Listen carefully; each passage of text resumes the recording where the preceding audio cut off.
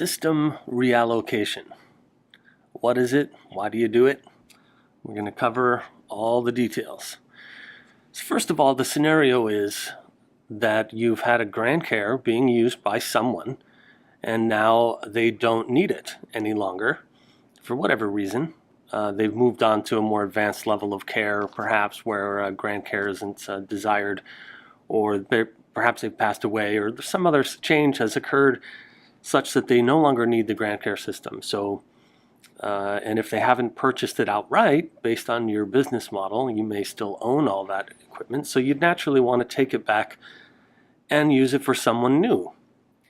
Now, it might seem to you like maybe what you could do here, let's say that Mary Smith no longer needs her GrandCare. So what do?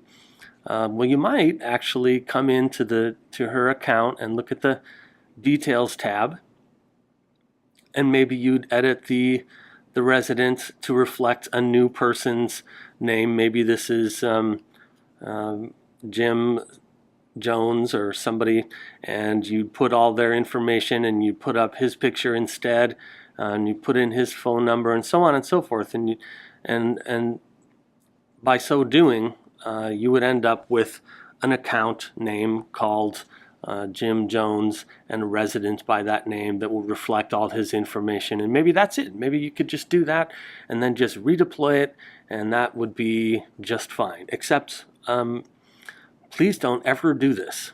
Don't ever do that, because you are not sanitizing this unit of personal information to the extent that you need to. That is why you should never redeploy a GrandCare by simply editing the account and resident information. And even if you were to go into the care menu and maybe delete Mary Smith's medications, and maybe delete her photos and her letters, or what have you, even if you were to do all those things, that's not enough. It is not enough. Even if you thought to go into the caregiving tab and click through on these caregivers and remove their role from this system, not good enough. So, having established that, what do you do?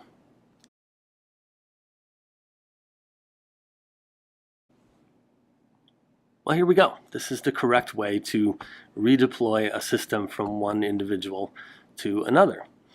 The first thing you want to do is go to that Details tab, and we're going to scroll all the way down to the bottom, and we're going to look at the backup status. Now, in this case, the last successful backup was January 6th of 2019, so that was yesterday. And that seems to me, depending on your mileage may vary, but that seems to me in my organization that that's a good enough backup for what we need.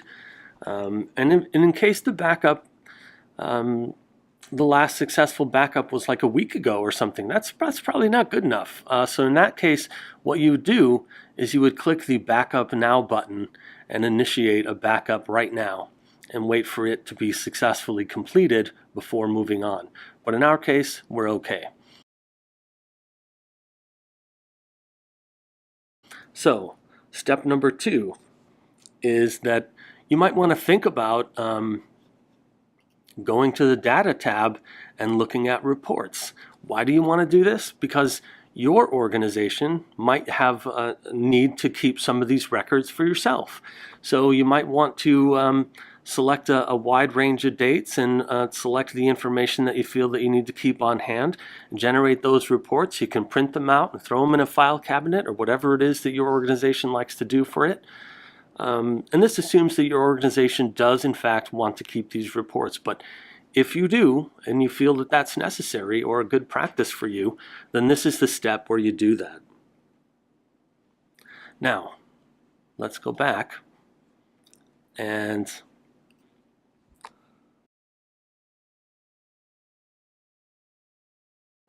go to step number 3, which is we're actually going to disable this entire account. And you do that here on the Details tab of the account with the Disable button. Now, you've probably seen it go by in my demonstrations 100 times, but we've never talked about it or clicked on it, but now we're gonna. So we're gonna disable this account, and And I'm asked if I'm sure I want to do this because this is an important step here. So I guess I am sure, and I do recommend that you put notes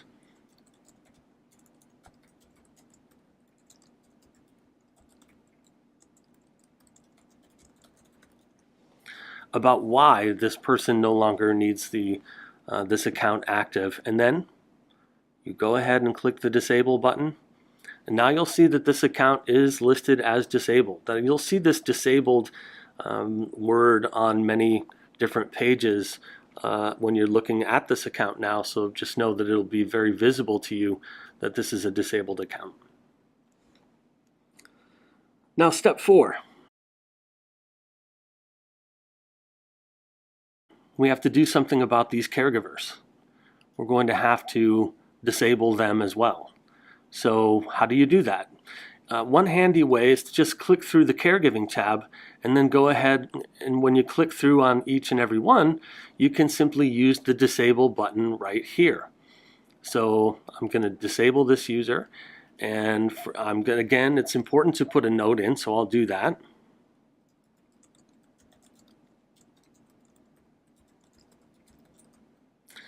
Now, before I click this, maybe this is a good point to talk about the fact that there are some GrandCares that would be used and redeployed in this way that might have group level caregivers or higher. And in that instance, you don't want to disable those users at all. So, but we're talking about a very simple retail family caregiving situation where these users, like this user right here, only has one role on one GrandCare and is not responsible for a dozen or 100 GrandCares out in the world, in which case you obviously wouldn't want to disable them. But in this case, it's just an individual who's a caregiver for this GrandCare user, and that's all. So in that case, yes, we do in fact want to disable that person. Now you can see the user is listed as disabled too, and there's that red disabled word that appears next to them. And finally, we're going to want to go back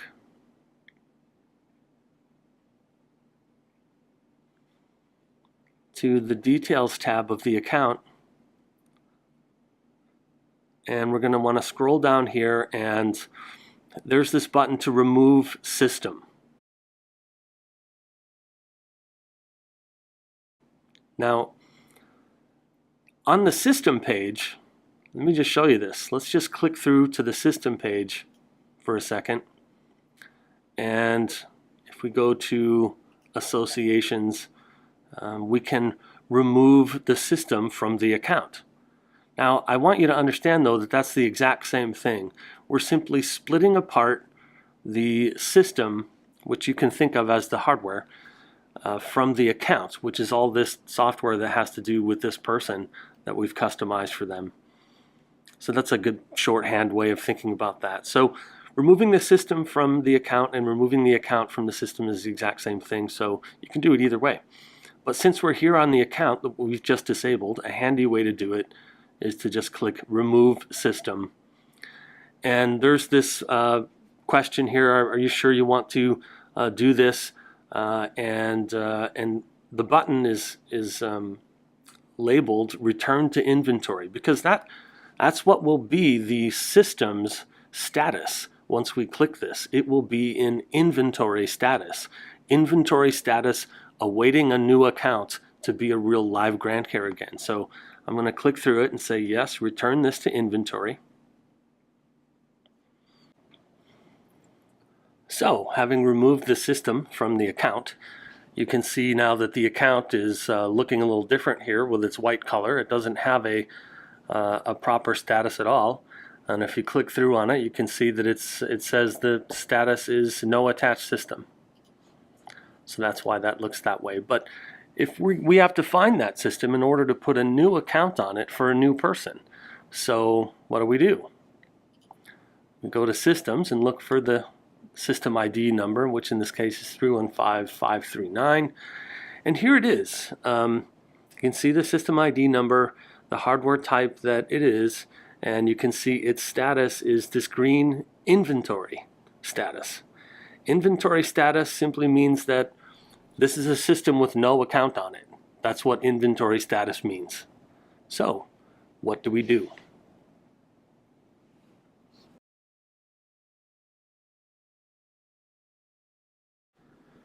Here's how we do the OS installation. First, turn off your GrandCare and plug in a USB keyboard. And you'll also want to make sure that you are plugged into an Ethernet connection, not Wi-Fi. Now, turn your GrandCare back on, and then you go for the up and down arrow keys, one after the other, repeatedly, just like this, until you get to this menu, the GrandCare bootloader. And what you want to do here is select GC Linux Recovery. And there is a password for it. Just type in the password. It is Recovery Pass. Recovery Pass, all one word, no capitals. And hit enter. And what happens is you will see your OS installation happen, just like that. And when it's done, you'll see this successful, installation successful notice, and to press any key to reboot, but don't do it yet. So here's my system in inventory status like we talked about, and I'm going to have to put an account on it to complete this process. So let me click through it and go to the associations, and you'll see there's no account. There's just a group and a home server and a distributor, but there's this assign account button, and if I click it, I can choose from the available accounts that might be able to go on this system. In this case, this is the account I want to use. Now, in reality, what you might have done is make a new account just for the new person that you're going to be giving this GrandCare to, and you'd have made them an account, you'd have put them in the same group as the system is, so that they're ready to get together, and then they would have, that account that you've made would appear in this list. So I'm going to select it and assign the account. And that's that. If I go to Systems,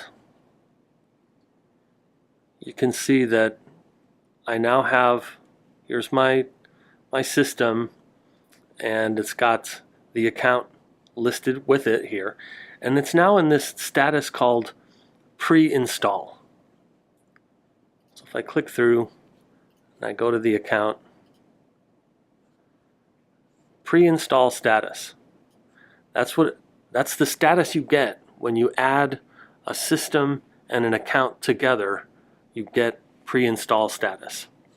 So you can see, even if I go back to my home screen, there's my account that I was just viewing, and it's blue to indicate that it's in pre-install. Now, it's only after you've done this that we can go back to the GrandCare unit in question and press the any key, and that will complete the installation. Let's go take a look.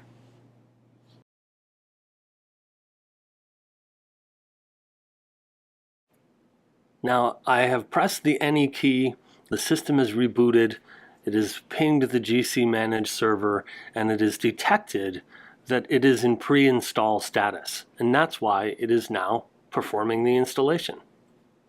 If you had failed to put it in pre-install, it would have stopped you here and told you so. And when the installation is completed, the GrandCare will reboot itself. It takes just a minute, and then we'll be asked to do touchscreen calibration. So you can see the startup wizard tries to go, but the touchscreen calibration comes up first, and all you need to do is to touch this area here and make sure that that line is following your finger. That's it. Now, once the calibration comes up, you can see it's inviting you to touch these little red X's in the corners. You don't have to do that if everything looked good before. So you can just wait for it to time out, and then you see you can just close it with this button here. And there you are, right at the GrandCare Startup Wizard that you know and love. Then you can pair your health devices and attach your sensors, let the system do any updates it needs to do, and then you're done.